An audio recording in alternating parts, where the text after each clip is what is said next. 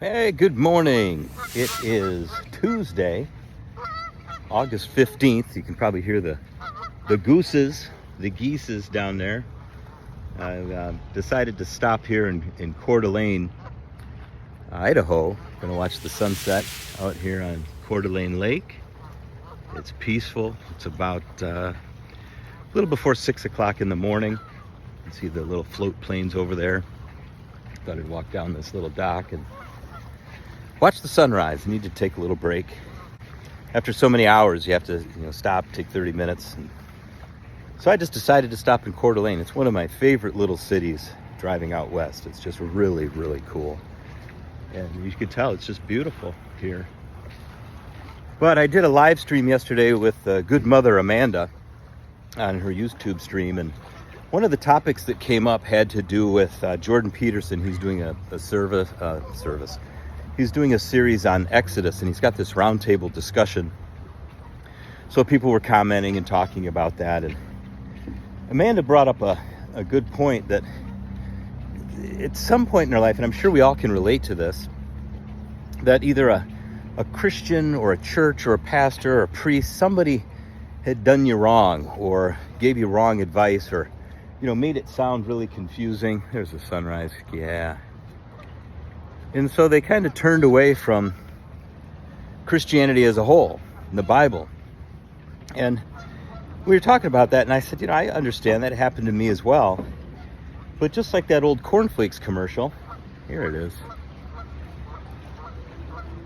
Beautiful. New day, new hope, new opportunities. Love it. But the old cornflakes commercial, I don't know if you remember that, where it said, taste them again for the first time. So open it back up. Open up the Bible. Just start reading it. Start at Genesis 1 in the beginning. Read it for yourself. You don't need a theologian to explain this stuff to you. Common sense. Read it like you're reading somebody else's mail, reading a newspaper. If you have questions, ask, but just do it on your own. Study it on your own. And I remember one time I was in a wine club in East Grand Rapids, and we'd rotate around every quarter. Somebody would do wine from Napa if they're from the Northern California area. One guy was from Italy. He did wines through Italy. One guy did wine in South America, so it was like Malbec and wines from Argentina. When it became my turn to host the wine party, my theme was wine through the Bible, alcohol through the Bible, hard drink through the Bible. And I would bring out a nice bottle of wine or a beer or some hard alcohol, and I'd tell a Bible story. And invariably, there was some guys like, nah, it's not in there. I've never heard that from my pastor. And I said, well, here it is. I opened up the Bible and said, read it for yourself. What does it say? And they're like, man, my pastor never taught me that. And I said, well, your pastor's probably not teaching you a lot of stuff for a couple of reasons. One, they got to water it down, make seeker friendly, so you're not going to get the whole truth anyway. And the second part is, you probably aren't ready to handle it anyhow. So, but now that you're a little bit older and wiser, open it up, read it for yourself, taste it again for the first time, and see what comes of it. So that's my encouragement for you today. I think the verse is Psalm 34:8. Taste the word of the Lord and see that it's good. Just like the cornflakes commercial. Taste it again for the first time. This is RJ on the Move from Coeur d'Alene, Idaho. Here at Coeur d'Alene Lake, watching the sunrise, having a cup of coffee. Gonna get back on the road, heading to Vancouver here in just a little bit. Take care, everybody. Ciao. No fruits, no nuts, no marshmallows. You call this a cereal? Looks like a bestseller to me. I mean, there's nothing here but flakes. It's so simple. I like it. Hey, maybe that's the point. I mean, they'd mess it up if they added other stuff to it. Nice cereal. Kellogg's Corn Flakes. Cornflakes? Taste them again for the first time.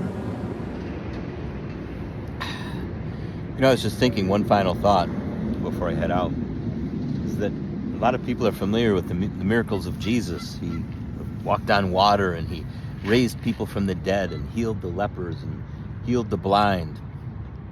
But a lot of people don't realize that Jesus' first recorded miracle they really don't know what his first recorded miracle was. And his first recorded miracle was turning water into wine. Now, in West Michigan, the Baptists would say, well, it was water into grape juice. Well, that's a manipulation of scripture if I've ever heard one. It was wine. Real wine, made you drunk.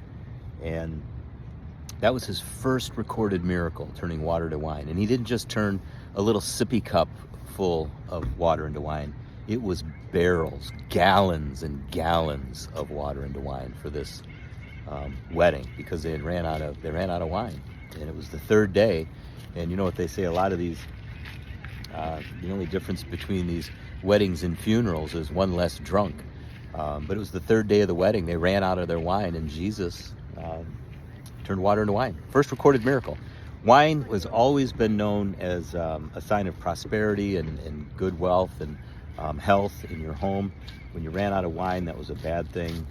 So that was always considered to be a good thing. These are all things that can be, learned and read on your own. You may or may not hear it from your pastor at church or from a Bible study. That's why it's so fun, the joy of discovery, to just read it for yourself and see what you go uncover. I think you'll get a kick out of it. At least I do. So anyway, this is RJ on the Move. Have a great day, everybody. Ciao.